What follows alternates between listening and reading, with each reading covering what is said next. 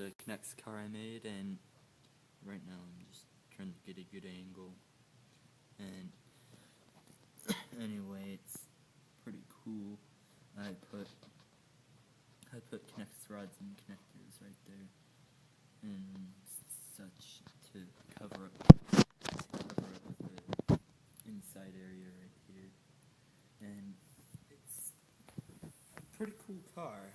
It took me a couple days to make, in between like working out and eating and chores and such.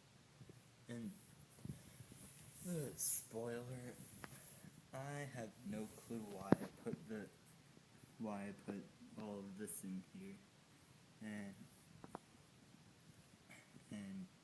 it has, I put a bunch of connectors in right here, and it's looks kind of like the back of some Mustangs, but it's not quite how I really wanted it to be, but it still looks pretty cool. You got that nice aerodynamic design on the top right here, and I'll show you. I'll just give it a good push and show you how it does.